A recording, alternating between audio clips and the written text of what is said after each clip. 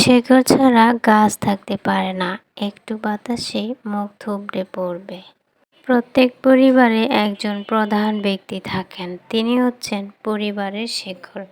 সবাইকে তিনি আঁকড়ে ধরে থাকেন বিপদ আপদ যে কোনো মুহূর্তে।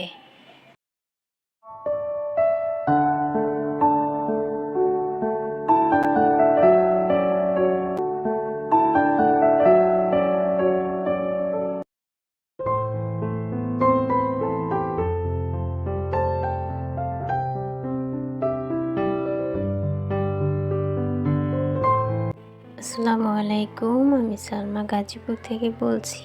সালমা কিচেন ব্লগে সবাইকে স্বাগত জানাই। কাছে এবং দূরে, দেশ ও দেশের বাহিরে যে যেখান থেকে আমার ভিডিও দেখছেন, আশা রাখি আল্লাহর রহমতে ভালো আছেন, সুস্থ আছেন। আলহামদুলিল্লাহ, আমরাও ভালো আছি।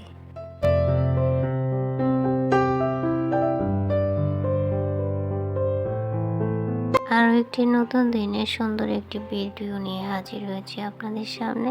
আশা রাখি আমার আজকের ভিডিও আপনাদের কাছে আরও বেশি ভালো লাগবে। আর ভালো লাগা থেকে ওই যে শুরু থেকে শেষ পর্যন্ত থাকবেন। আর ভিডিও দেখার শুরুতে একটি লাইক দিয়ে দেবেন।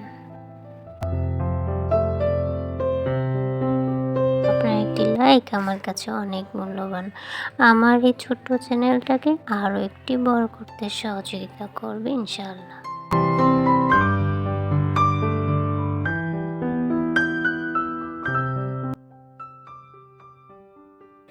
সকাল থেকে আজকে বেশ রোদ উঠেছিল। আমি বিছানায় বসে চা খাচ্ছিলাম। আমার হাজব্যান্ড চা খেয়ে চলে গিয়েছিল আর আমি চা খাচ্ছিলাম আর আমার ভিডিও এডিট করছিলাম আর কি। তারপর কিচেনে চলে আসলাম। এই যে অনলাইন থেকে কেনা গ্যাস কভার আর নেটটা যে রয়েছে ওটা সেট করব আর হচ্ছে রান্নাটা শুরু করব আর কি।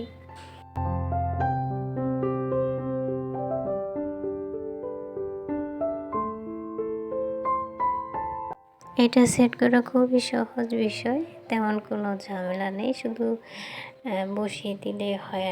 তো এটা যে কি সুবিধা আর আমি ব্যবহার করে বুঝতে পারলাম না এখনও। যাই হোক, কিনেছি তো সেটাই মনে সান্ত্বনা।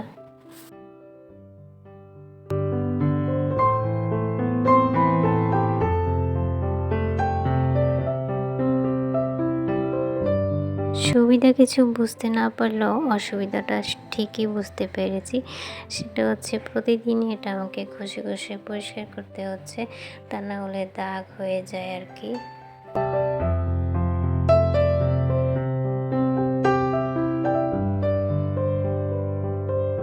মানে হচ্ছে আমার কাজ আরও একটা বেড়ে গেল এই আর কি। যাই হোক, আমি বেগুন ভাজা বসিয়েছি, আসলে এটা দিয়ে ভর্তা করব, বেগুন ভেজে ভর্তা করব। আর হচ্ছে আমি অফ ক্যামেরাতে তরকারি বসিয়ে দিয়েছিলাম। এরপর এখানে হচ্ছে আমি বেগুন ভর্তাটা করে নেব আর কি। বেগুনটা ভাজা হয়ে গিয়েছিল।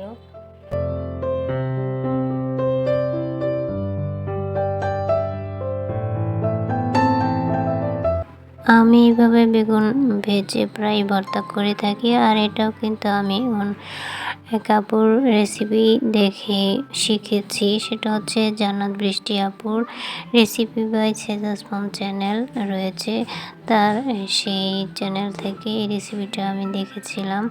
তো তারপর থেকে এই ভর্তাটা প্রায় করে থাকি আর কি। ধনেপাতা, কাঁচামরিচ, পেঁয়াজ ভেজে নিতে হয় আর ধনেপাতা দিয়ে ভর্তাটা করলেন অনেক মজা হয়। আর এই ভর্তাটা তো অনেকে করে থাকে, অনেক আপুদের ভিডিওতেও দেখি আর কি।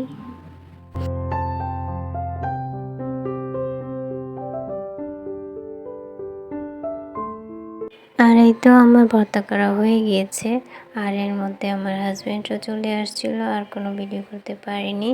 আর আমার হাজব্যান্ড আমার জন্য গিফট হিসেবে নিয়ে এসেছে এই যে মাছ। দুপুর টাইমে মাছ নিয়ে আসলে না আমার ভীষণ রাগ হয়, কিন্তু কিছু করার নেই, উনি এই টাইমেই মাছ নিয়ে আসে, কি আর করবো। যাই হোক, আমি মাছগুলো অফ ক্যামেরাতে ধুয়ে নেব। আর এর মধ্যে আরও একজনকে আপনাদের সামনে দেখাবো। দেখেন সে আমার সাথে কী রকম রাগ করে বসে আছে।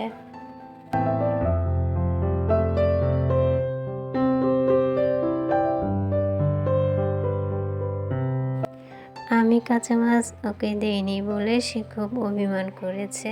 তো তারপর ওকে আমি আবার মাছের যে লেজটা সেটা ভেজে দিয়েছিলাম।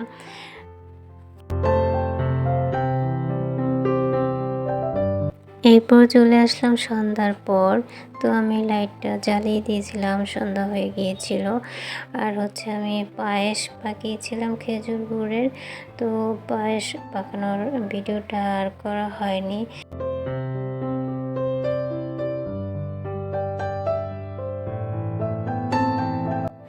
পায়েস পাকানোর ভিডিওটা করতে পারিনি ঠিকই, তবে সার্ভ করাটা একটু করেছিলাম। এই যে আমি এখন বাটিতে পায়েসগুলো দিয়ে দিলাম। আর হচ্ছে কিছু বড়ই নিয়ে আসছিল, প্রথমবার আমার বাসায় বড়ই আসলো। যাতে আরও কিছু বাজার ছিল সেগুলো বের করে নিচ্ছি। আর হচ্ছে যারা লাইক দিতে ভুলে গিয়েছেন প্লিজ একটি লাইক দিয়ে দিবেন আপনি যদি নতুন হয়ে থাকেন। আমার ভিডিও ভালো লাগলে আমার পরিবারে যুক্ত থেকে যেতে পারেন। আর আমার পরবর্তী ভিডিও দেখতে একদম মিস করবেন না।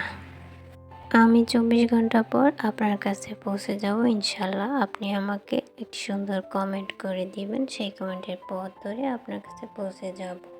কেন জানি না সবাই 24 ঘন্টা অপেক্ষা করতে চায় না, বা 24 ঘন্টা পর আমি যখন তাদের কাছে যাই তারা কেন জানি আবার চলে যায়। কে যায় আর কে থাকে বোঝাই যায় না। যাই হোক, এভাবেই চলছে আর কি। ধীরে ধীরে আমার চ্যানেলের সংখ্যাটা বাড়ছে আর কমছে, এই আর কি। এটা শুধু আমার সাথে যে ঘটছে তা না, সবার সাথেই ঘটছে। তাই এ ব্যাপারে আমি আর কি বলবো, আজকে বিদায় নিচ্ছি। ইনশাল্লাহ দেখা হবে পরবর্তীতে। আল্লাহ হাফেজ, আসসালামু আলাইকুম।